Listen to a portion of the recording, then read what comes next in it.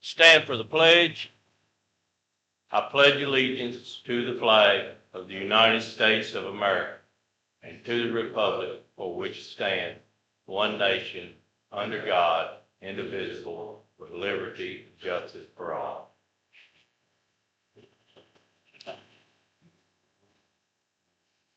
Okay, I ask my pastor, Michael Luttrell from Restoration Life Church, to say the blessing over our meeting today.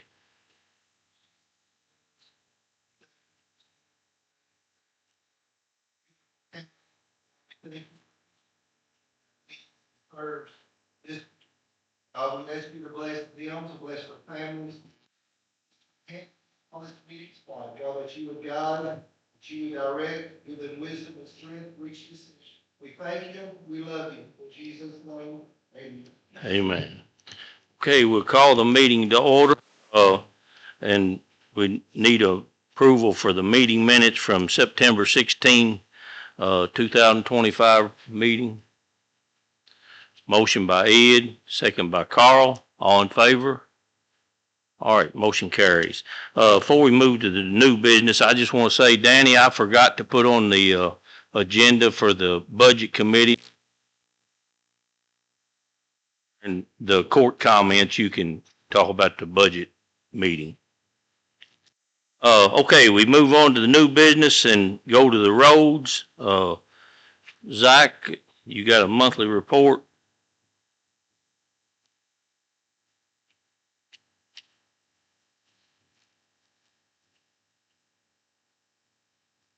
The crew's been busy with different tasks. The crew's finished up blacktop patching on Clear Creek. We ended up using about 51 tons of blacktop for the repair. And we are currently on Carmen Creek Road. We have laid 11 loads on it so far, but having to go to Louisville for blacktop has been a slow process.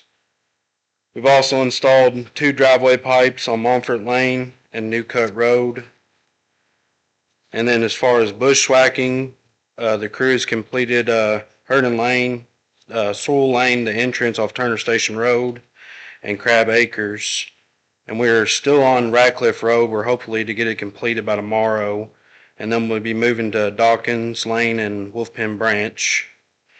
The crew's also been working on the slips on New Cut Road. We've been, and some shoulder work. We filled the slips in with dense grade and used our roller to pack in the rock to help hold the rock and keep from the settling. All right. Any questions for Zach? Okay, Brad, I know you all had a meeting.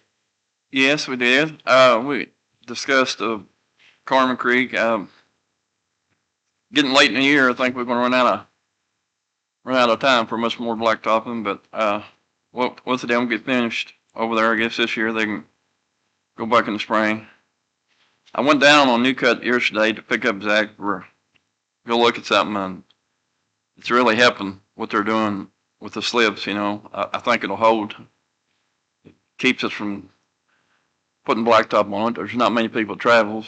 They just trying to keep it open for the farmers. Most of the people on the middle of the New Cut go out the other end anyway. I've talked to a lot of them in the past year, and they said they'd like to keep it open, but didn't care if we blacktop it or not. So I think this is going to work out really good. We discussed low water crossing on Bullet Hill, and I talked to Scott today. After I talked to him, I talked to the contractor who's supposed to be looking at it. He's coming tomorrow sometime. I think it'll be after lunch. So I'll talk to Zach and Scott, and we're going to meet him down there and get this thing moving and see what we can get done. And we discussed the bushwhacker. Most of y'all know that it's wore out. It's been welded on everywhere. It looks.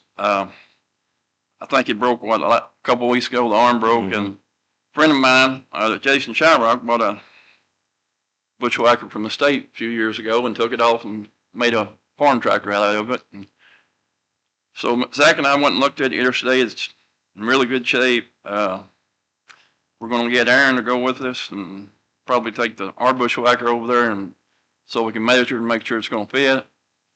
And if it does, that'll be great. That'll save us a few years from having to, because the tractor's in pretty good shape. So hopefully that works out, and we'll go from there. But I know everybody's know what this going to cost. Jason said if it worked, he was going to give it to us. Can't beat that price. It's pretty cheap. So I just got my fingers crossed that I know Aaron's got the flu right now. Zach talked to him, so it'll probably be next week sometimes. We'll get over there and do some measuring and see what happens. And then on the bridge at New Cut, FEMA had first told us that they wanted to mitigate a new bridge, so we got a quote on the bridge for $325 or a little bit under, I think, to build a new bridge there. And then FEMA come back and said, oh no, we can get that bridge took out and put another one in for $40,000 or $50,000. I think they ended up saying maybe $90,000.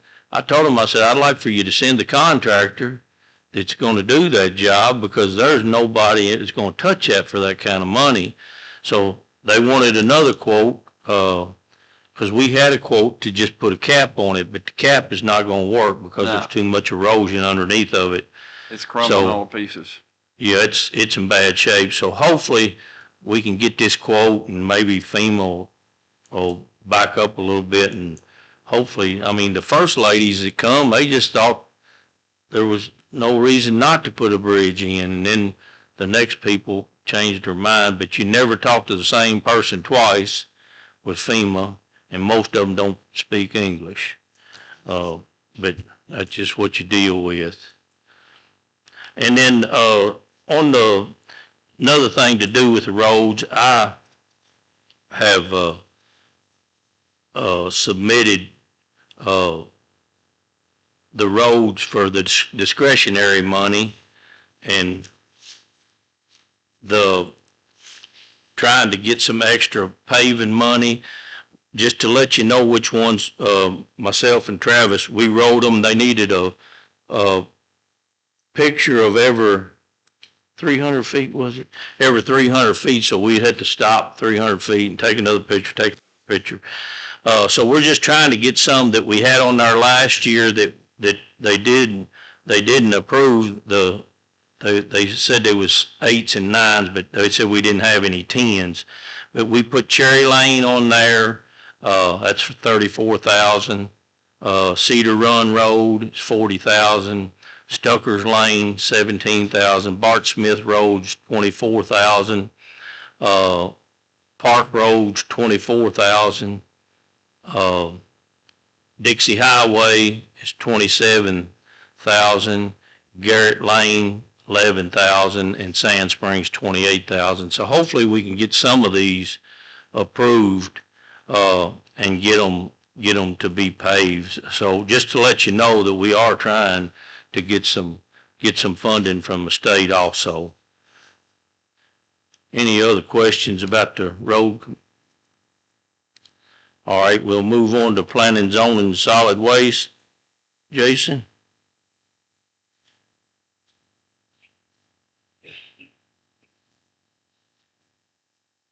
All right, last month we had 27 electrical permits, 35 building permits. The next Board of Adjustments meeting will be Monday, October 27th at 6 here. The next planning zoning meeting will be November the 12th, 6 p.m. in this building. Then also for solid waste, countywide pickup is this Saturday. So just watch out. There'll be kids all over every road in the county, hopefully. So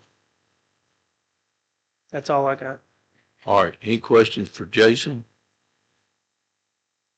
Sir? General? I think we talked about it. We talked about it in a meeting, but can you give us an update on the comprehensive plan for the county? Comprehensive plan, it's been done for a long time other than the future land use maps. So the only one we're waiting on is Pendleton area, and actually the final from Eminence still, which they said it's done, but they haven't gave it to me yet, but everybody else is done, so. So that's the only two things we're waiting on. So we're gonna try to get that done before the end of the year. Try to push them to get it done. 'Cause it should have been done long ago, and part of it is where, Kipto has been paid to do it, then I think all their help left them, and then, so they had to regroup and do it again. And so it's been a long process, but hopefully by the end of the year, hopefully by January at least, we can vote on that and it'll be official. Me and Rogers talked about this before, but when I started this job, I didn't know that it was even in the process at all until probably a year after I was in it. Somebody asked me about it, and I just started asking around, like, what's going on? And that's when it kind of started back up. All right, any other questions or comments? Okay, move on to Parks and Fairgrounds. Toby?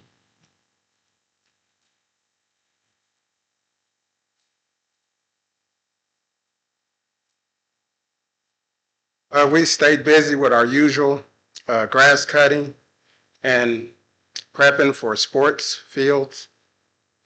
Most of our time was spent this time on getting a new park set for our Trail or Treat event, which was another huge success.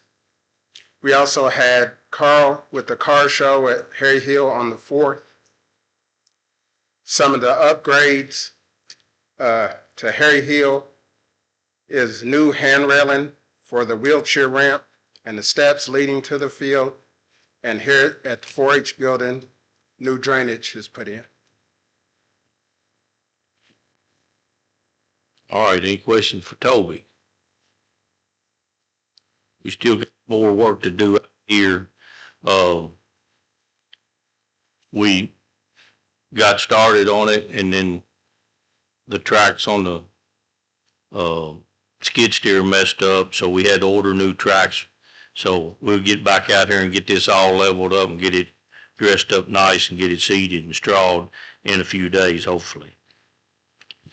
All right, we'll move on. And one more thing on the Trail or Treat. We did have a great crowd, and thank everybody that worked extra hard on that. We had, what went past our church's booth was 2,317 people. And I think JR, he clicked all the kids, which was 1,250 kids. And then, so I would say with the exhibitors and those handing out candy, we probably had over 2,600 people there, which is a big event for a small county. So I thought it all went very well, and thank you all for all your hard work to get it ready to go. I appreciate it. Thank you, Travis. I know you helped out there too. We don't ask Travis for much on the week of Trail or Treat, but anyway, all right, we'll move on to Economic Development Committee report. Roger. We did meet. We met October 14th here at this building here. One of our discussions was what I brought up a while ago was the comprehensive plan. What we need to do to get that behind us. That mic toward you a little bit. Okay. Sorry about that. And another topic of discussion was the current planning zoning board, how it's kind of last couple meetings has been a little bit contentious. So we want to take a look at the direction of our planning zoning committee and our board and let the committee look at it. The last meeting with the mailings, it was a little bit at times embarrassing, and the previous time with a guy coming in from, or a group coming in from New Jersey, I believe, to do a $38 million subdivision and had some questions I thought were really not called for. So I'd like to see our zoning committee take a look at that and make sure we're looking good and receptive to business coming in. Our next meeting will be January 13th at 5 o'clock right here. All right, any questions for Roger about the committee? Just to let the public know and, some of you guys maybe, the projects that we submitted to Felicia for the legislature for, funding on those is, we put in the LeComp's Bottom Flat Creek Water Project, which is about $2.5 million. But there's about 20 people, 20 families down there that don't have city water. And then we turned in the Pendleton Sewer Project, which is $9.5 million. Hopefully we can still do it for 9.5, Roger. With some of the money, I think we can. And then the other thing, $100,000, and this is all just a wish list, but hopefully we'll get some of this. $300,000 for a concession stand and new bathrooms at Harry Hill Park. They're close to 40 years old, and we need to upgrade there. So,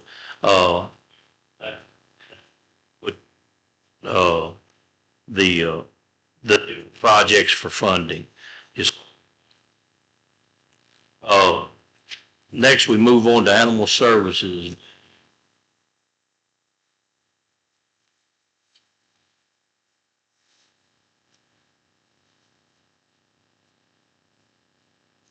In adoptions, we made about 1,500, and donations about 1069.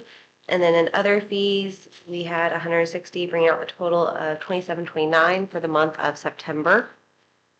We have a current of 26 dogs at the end of the month. At the end of September, we had 26 dogs in our facility. 14 were processed out, 11 with adoption, 1 with rescue, 1 returned to owner, and 1 with other. We did have 4 events this month. All have been extremely successful. We had an amazing car show that did bring in inquiries about a lot of the dogs at the facility, as well as bring in a lot of money and funding for vetting. As well as we had the volleyball fundraiser. They still have not gone back with me on exactly how much they have raised, because they have to have it through their system before they can notify us. At Cedar Lake Stroll, we did have 2 adoptions right there at that event. So both the dogs we took, both went home that day. And then at Bark and Wine, we brought in $12,300 in funds for the total of that event. So that was an extremely successful event for fundraising for the facility, and hopefully we can make some good changes with that money. All right, any questions for Danielle? Okay, committee report. Roger, I think you all met.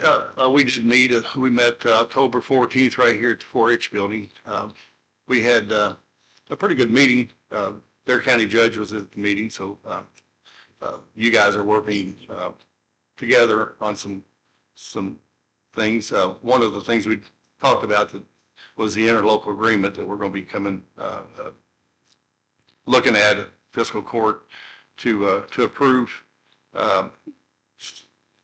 Items like a washing machine needs to be replaced. So, that's a no-brainer. It's in the budget. They just need to get a washing machine. And, what Danielle was saying is they had a Bark and Wine at Ridgewood on the River, which collected 12,300. And these people collecting for the shelter, they're serious. They're wanting to do a whole lot more.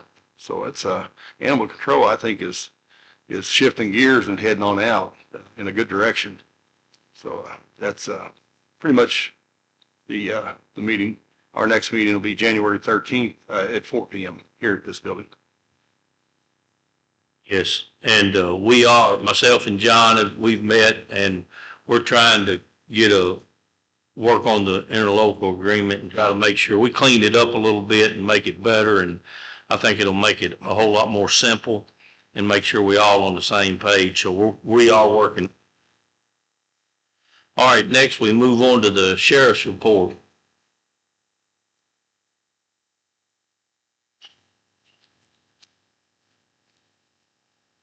The month of September, we had 223 dispatch calls from KSP, 142 calls into the office, 53 citations, criminal summons issued, 21 criminal arrests, 12 warrant arrests, served 83 court processes, transported 1 MIW, 80 vehicle inspections, and 10 concealed carry licenses.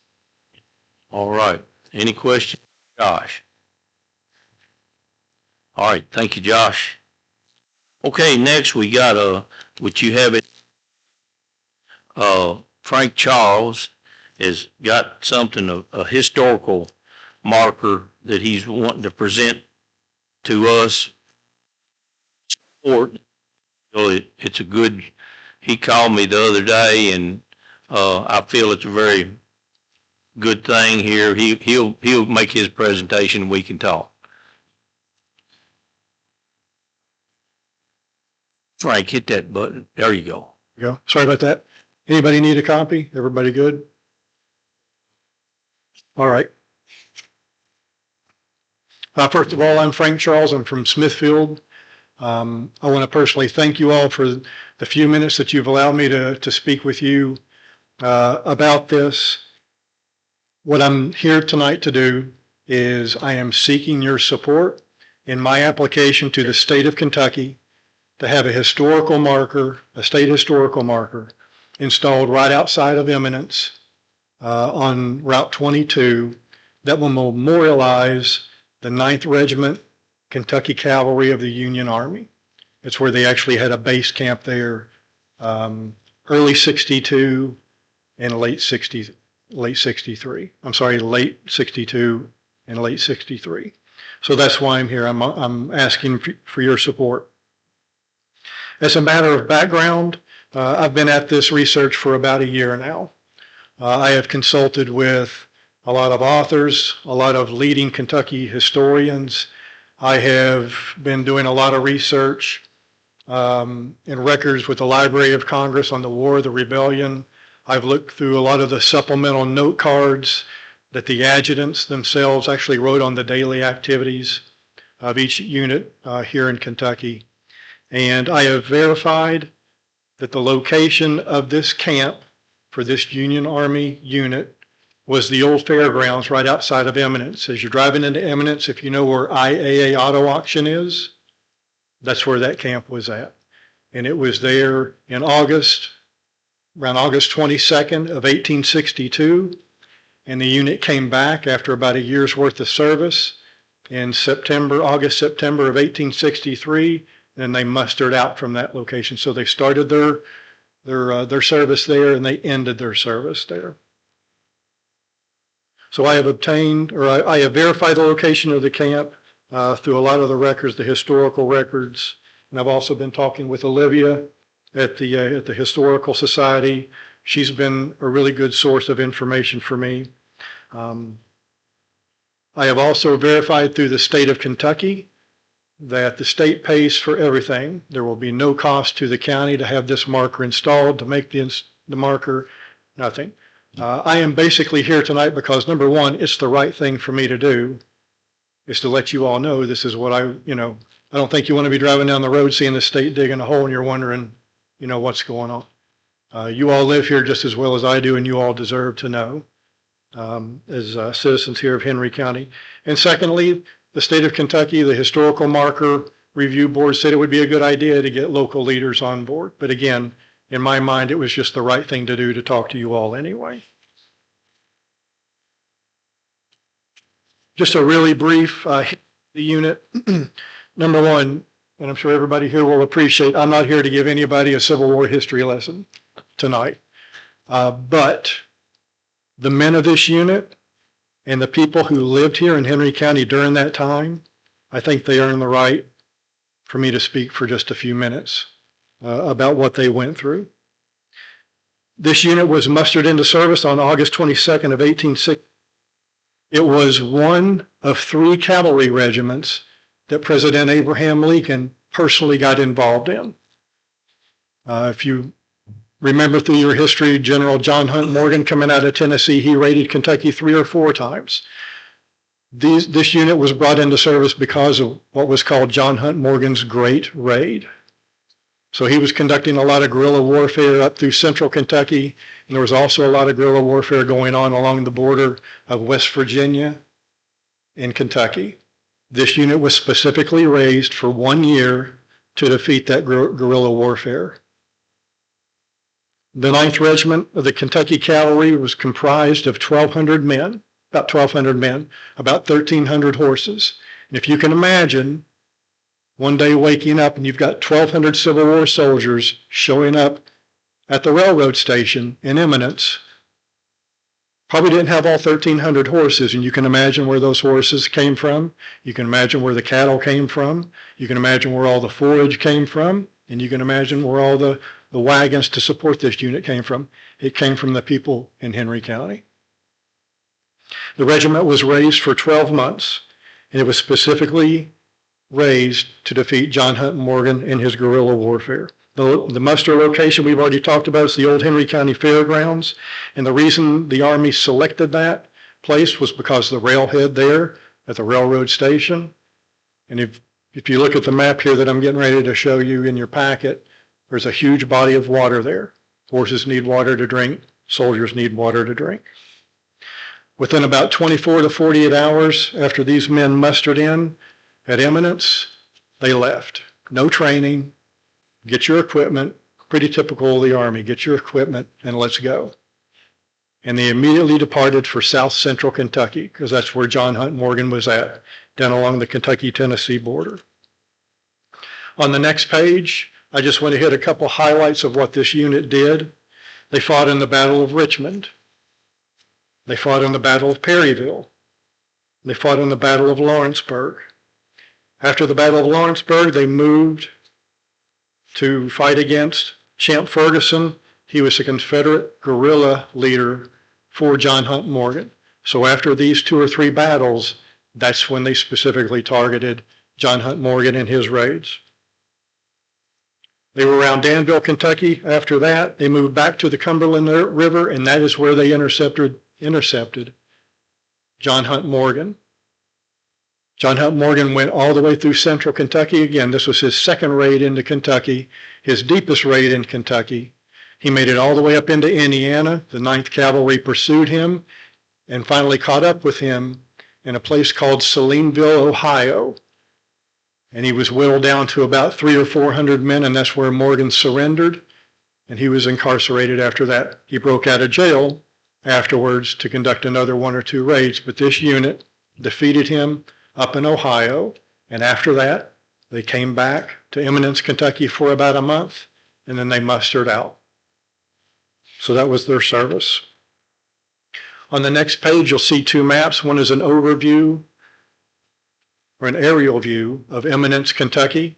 The specific location of the marker, talking with the mayor of Eminence, since the location of the camp was at IA Auto Insurance, where that business is now, there's really no place for anybody to pull off the road because there's a business there that's a major road going into Eminence. The mayor thought it would be best to put the marker right as you start to turn into IAA Auto Insurance, and you're not blocking traffic from coming and going on 22, and you're not going to block traffic coming and going from that business. You can simply just pull off where there's already a pull off. You can read the marker. You could probably get out if you want to, but it's meant just to pull off on the side of the road and be able to read it, and you'll be able to see the marker coming both ways, going to Eminence and coming out of Eminence. So that's the proposed location, and that's just me talking with the mayor of Eminence on where it would be best. That's nothing that the state says that's where it's going to go. That's just Frank Charles and the mayor of Eminence talking about it. The next page, as far as letters of support, received a letter of support from the president of the Historical Society, Olivia, the mayor of Eminence, the Henry County Chamber of Commerce. Full transparency, IA Auto Insurance says they're going to sign a letter, but I think Matt McCarthy is his name. He's gone this week, and I was not able to pick that letter up from him before I come to you tonight, but he's already agreed to sign a letter. I'm seeking a letter of support from Fiscal Court here in Henry County. I'm going to be briefing the Eminence City Commissioners next month. I could not get on their schedule because it was already full. And I'm also seeking support from the Oldham County Chamber of Commerce. And the reason I'm doing that is because the commander of this unit came from Oldham County. And I thought it would, again, it's just the right thing to do, to talk to those folks, because they'd probably be interested in knowing that one of their ancestors' units is going to be memorialized. My pending actions is I'm going to be submitting the application. It's about 40 pages long, not including all the supplemental documentation that I would have to submit. I will be submitting that to the Kentucky Historical Society Historical Marker Program for 2026 cycle. They probably won't make a decision on yes or no until probably mid to late next year, and probably install the marker if they say yes, probably early 2027. So we're still looking at over a year, a little over a year out. Also, I'd like to, especially if this marker is approved by the state, I'd like to put something in the Henry County Local, and also talk to Olivia, maybe get something in the Historical Society newsletter that goes out on Facebook. In closing, and I apologize up front from reading this directly from the paper or from my presentation, but I want to make sure that I get all of this out. In 1862, Kentucky faced a divided state, both personally and politically. The state faced guerrilla-type warfare along the border with West Virginia, as well as raids from Tennessee-based General John Hunt Morgan. Based on the threat posed to our border state, President Abraham Lincoln personally directed the Secretary of War to raise 3 cavalry regiments to quash the threat. President Lincoln once wrote, "I think to lose Kentucky is nearly the same to lose the whole game." The 9th Regiment Kentucky Cavalry executed that mission to defeat General John Hunt Morgan. Even though Kentucky was a border state, it never left the Union, and the service of these men helped secure our state from Confederate raiders. A historical marker at the location at Eminence Camp will not only memorialize the 9th Regiment, it will also honor the men of Henry and surrounding counties. Equally important, it will also honor the sacrifices made by the citizens of our county during an unimaginable time of anger, division, confusion, loss, and privation. I humbly seek your support via signed letter to include in my application to the Historical Society Historical Markers section. Thank you all for putting up with all that. Appreciate it. Thank you all. Do I have any questions? Thank you. Has anybody got any questions for Frank?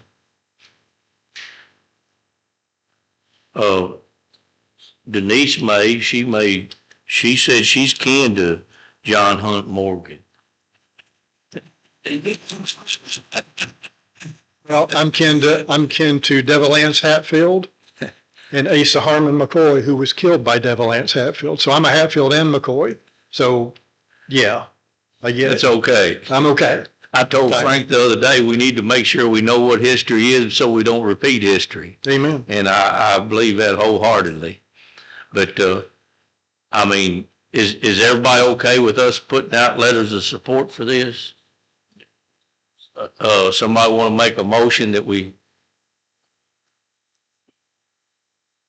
Okay, motion by Carl, second by Brad, all in favor? All right, we'll get that done. May I email you a draft just as a go-by? That would be great, and then I can get it to the guys. No, That'd probably be a whole lot better than us writing it up. No. But, yeah, if you don't care, do that, and we will definitely get it done for you. Thank you all very much. I appreciate this. Thank you. Thank you for your time, and thank you for your service. Oh, thank you, sir. Appreciate it. All right, we move on to claims and transfers. Anybody got any questions? Motion by Brad, second by Kevin. All in favor? All right, motion carries. Thank you. Okay, public comments. It's in court comments. Public comments. Anybody in the public, 3 minutes per speaker, please. So right about the time that the Historical Society got added onto the clerk's office, we had a donation of World War I items from a gentleman named Aaron Hyatt. His I don't know how many greats, grandfather and great uncle fought in World War I. One of them came back, the other did not. One is on the memorial outside the courthouse. And these items, with the help of the Charleses, we got a display case and New Yale cleaned the items because they smelled heavily of mildew where they had been stored improperly. And so with Jennifer Rankin and the judge's permission, we have this display case up in the courthouse now, and we are working on getting all those items placed in this display case. And soon it'll be done, and we're hopefully, to have it done sometime around Veterans Day. And we're hoping to have a dedication of these items. And when we have a date set and everything, I want to invite everybody, to come to that dedication. So. All right, thank you. Any other public comments?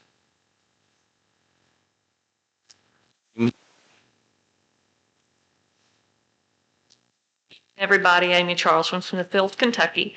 I had the pleasure of attending several of the committee meetings here in the last week, and I shared summaries of those meetings on Facebook. And they have been met with pleasant, I think, or positive response from people who were saying everything from didn't know these were public, I'm back to make my request that the committees and fiscal court post meetings, agendas, and outcomes on the Henry County Fiscal Court page. Because people are interested and they just can't make it to the meetings. So, thank you. Any other public comments? All right, we'll move on to court comments. Danny, you want to talk about your budget committee? Yes, we met yesterday at Amanda's office, judge's office, and we basically reviewed the last quarter budget and went over it, and a few questions, but basically everybody approved and agreed of it, and that's pretty much it. All right. To talk about that just a second, that is really just approving the budget that's sent in to the DLG, saying that all the lines is right and the quarterly reports. It's not when we're doing the actual budgeting of the moving money around. It's just making sure that all the bills is paid right and all the balances are right. Any other court comments? Just like to thank everybody for coming to the cemetery fundraiser. We had a really good day. Thank everybody for Travis and Toby for helping us get the tables together, and everybody brought cakes and the mailings for the tables and the chairs and then a bouncy and a tent. And we got it down before the wind took it away and cleaned up, and we raised, we're heading toward $19,000 right now. Cake auction was a little over $9,000. Cake and pie auction. That's great. And you know, I told my wife on the way home, I said, that's whatever was raised today will be money that those cemeteries didn't have before this. And so it's a great event. And I feel like it's money well spent too. Any other court comments? All right, I'll take a motion to adjourn. Motion by Brad, second by Ed, all in favor? All right, thank you all for coming. Have a good evening.